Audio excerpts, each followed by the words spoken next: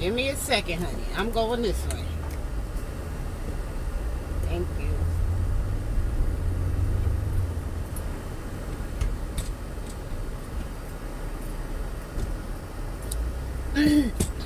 Hey, y'all. Nickie Brown here.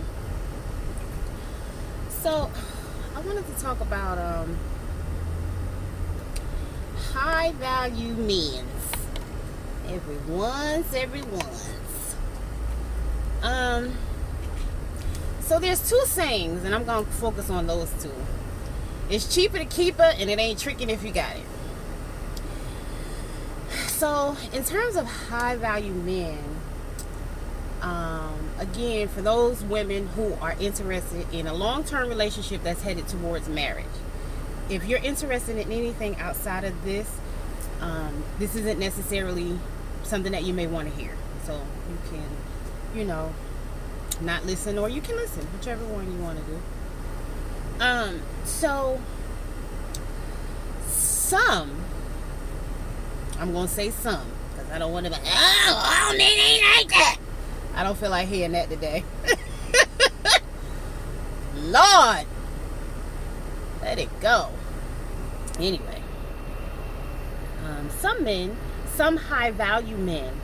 So according from Kevin Samuel's perspective,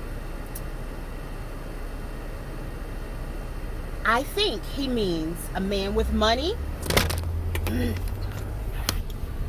who is going to protect you and provide for you, and even professes love for you. Okay? And so some of those high value men, again, believe in the philosophy, it's cheaper to keep. So, and notice I said high value with money, but not necessarily rich. They don't necessarily have to be rich. They can have thousands of dollars in the bank. They can have tens of thousands of dollars in the bank. They can have millions of dollars in the bank. Depending on what he's doing in his life. But when I say that, I'm not saying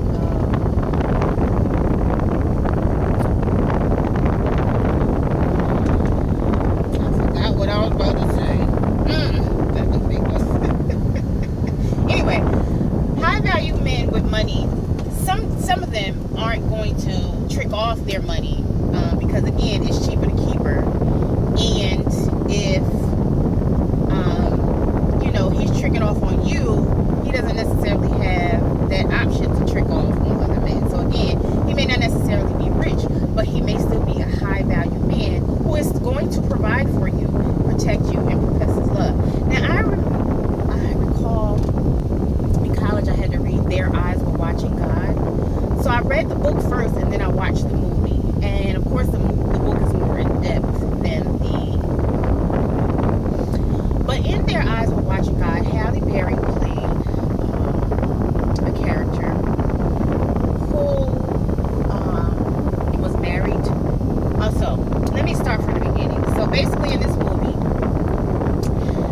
it starts out with Halle Berry being out in the yard of her grandmother's yard because her mom, was out in the street, and so her grandmother essentially raised her. And this was, if I'm not mistaken, the storyline is it was set in the 1940s, if I'm not mistaken, somewhere around in here. So the grandmother, so Halle Berry is caught kissing a boy by her grandmother. So her grandmother gets really upset, and she was like, I thought you were going to do the right thing and honor me by going to school, but I see you just want to be just like your mother. Like I said, out in the street. Not taking care of your responsibilities, unmarried, child out of wedlock, all of that, out in the street, whatever, getting high, whatever that looks like, out in the street, right? So she fusses at her, get over here, whatever, and she makes her come inside, and like I said, she kind of chastises her and tells her, I thought you were going to honor the family name by going to school and doing something different with your life, but I see you just want to be like your mother. so I'm gonna go ahead on and marry you off.